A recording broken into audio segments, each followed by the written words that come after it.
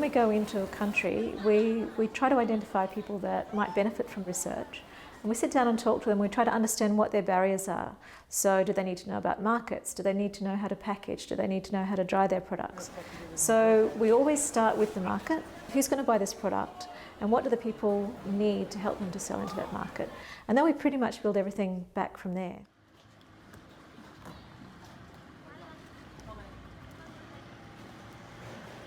The Solomon Islands is a whole lot of little islands with a whole lot of ocean in between. And those islands are mountainous. Some of them, they don't even have any roads, they don't even have any mobile phone towers, and a lot of these places don't have electricity. So for someone in a remote island in the Solomon Islands, getting their product to market is extremely difficult. It's extremely difficult and very expensive. So we wanted to be able to find ways that are going to work for those local communities. I have fruits and nuts that are processed for snacks and breakfast cereals. So these are for muesli. I'm just preparing to cut and then put them in the packaging. We buy from the farmers, and the farmers did the primary processing. In the secondary processing, we did here. These are our products. This is Canarium, indigenous nut, the ngali nut we call it here. We also process the dried bananas using food dehydrator. I also process dried pawpaw. They're two different pawpaws, so the texture is different. We have chips also that we are producing. The product that is really selling fast, especially for people who are drinking beers. It's good for them, they always like it, and it sells out fast. Value adding is a really great way to increase income for smallholders, because a lot of smallholders or farmers in these countries, they don't have ways to get income. They can take their product to the local market and sell it. But if other people in the local market don't want to buy, pawpaws or shallots or eggplant or whatever, there's no other way for them to get income. But if they can get those same products and turn it into a jar of chutney or a jar of jam or maybe some dried nuts, then that can be put on a boat or on a plane, be sold to tourists, and can go and reach out to more distant markets.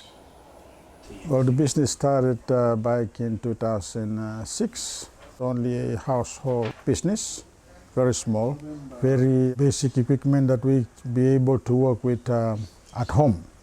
And now it's growing into a small to medium-sized enterprise. And we have around 20 women farmers who are connected to us. Right now we're in the middle of the Canarium season. The farmers will be collecting Canarium for us. I have talked with the farmers yesterday, and they will prepare some products for us to view when we arrive at their village. Hello. Hello. It started from 2016. Don himself came into our village, then he explained for my mom, so she started to prepare nuts and sell to Don. So this is my family farm, and there are more than 40 trees. The trees just grow all over the bush. This one is when the fruit is fall from the tree, fresh one.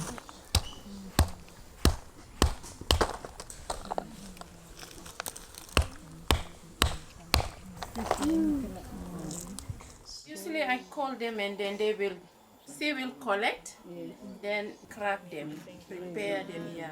If I need something, I go direct to them, and then if they need to sell the product, they came direct to us. So they don't need to spend more time in sitting down in the market for selling the product.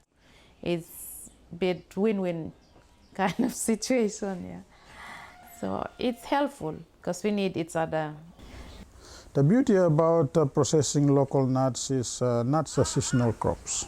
So at the end of the season, the only nuts that are available will be the dried nuts. And this is the time that we sell our dried nuts to the markets. All through the Pacific, we have local native nut species, indigenous nut species, that the people there have used for thousands of years. So they already know a lot more than we do about these things. But what we're doing is we're working out how to dry them, how to store them, how long they'll store for, what the nutritional value is, what kind of packaging works for them. That's really where our researchers come in. You've done in other areas. What we have found with these nuts is that there are more unsaturated fats than saturated fats. This has health benefits, but what it does mean is that unless the nuts are stable, they will oxidise quickly, they'll go rancid.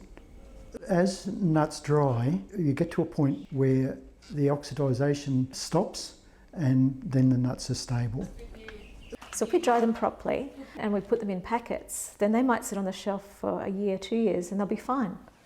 So the whole beauty of value adding is that it gives those farmers an opportunity to sell their products more widely, and also gives them a much longer shelf life. So how do we dry them? When you're in the Pacific, you have to look at appropriate technology. You can use electricity and dehydrators, which are effective, but they are costly. We've worked with Donnie to make a solar dehydrator. That takes about 4 days to bring a couple of kilos of kernel down to that moisture content. Donnie has also been working with wood-fired dehydrators. That's a technology that they can use without the need for expensive equipment. In addition, we've helped with nutritional analysis. Bruce get this product to Australia, and they test it in the lab, and then they give back the nutritional information. It makes people feel safe, and some people have allergies also, so it's helped them to identify what's inside. We've also helped them with microbial testing, and all of the nuts tested to date have been satisfactory or good. So that's a positive reflection on Donnie and Jenny's operating procedures. With the help of the team, it gives us confidence to share with others that this is safe and this is healthy, and others can also involve with this kind of business activities. Most of our markets are done here in Honiara, mainly wholesalers, hotels and supermarkets, and also private clubs. You go into the shops here in Honiara, you hardly see locally made products. All the products here imported to this country. And we are very happy, if we are able to make one single product that will go into the Solomon Island shops. That's a very big achievement for us, yeah. And that is what we are doing now. Export is a challenge because different markets have a different standard. There's a challenge with packaging, the equipments, and the label. So there are a lot of challenges that we face. So that's why we stick to the small market, niche market here. There's a lot of opportunities in some of the domestic markets, and import substitution is a first step. And if people can be turning to local value-added food instead of buying the jar of jam off the shelf that's come on a ship from China or Australia or wherever, it's still helping the local economy and helping the local farmers, because it's keeping that income there. As soon as we train we approach a lot of people, but the Kalupa women farmers, they are the ones who stand out. Whenever we send out invitation for training, they will always come. They respond because they know that they are going to develop a different product for the market. And that is what catches their attention. This is the oven we use to dry nuts. Solar, it takes 1 week. 1 week before it get dry. And this, it's only take 2 days to dry nuts in this oven. We have 3 different kinds of nuts. When the fruits are ready and it's fall down, then we pick them and dry them. 3 years ago, we came into this village to buy fresh nuts from this community. This one is a fresh one. After a year, we trained them how to dry local nuts. And then when we cook it, it looks like this one. The beauty of working with a partner like Donnie and Jenny is not only are they willing to build up the private sector and buy from different villages to build that up as a commercial income, but they're also willing to share their knowledge and be part of the training program within the project. South Pacific, we encourage them to look for other markets as well. Like we are providing market access for them for some of their crops through our processing facility here, but they can also process and sell at other market outlets. This is our product here. And they sell these local dried nuts to the public around here in the village market. The price for one packet of fresh nuts sold in the market is around $2. But the same size packet, dried nut, can be sold here for $5 and even $6. So this is an increase on the pricing and the value of the nut that they've been producing here. It's very helpful to us rural people. We get some money to help us in our families, as we people who stay in a community.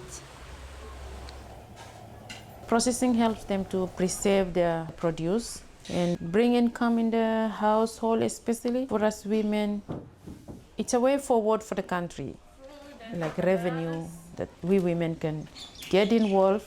We sell our produce from the farm, we get the money. You don't rely on anybody to give you more money because you have your own product and then you sell it and the money comes back to you. Yeah.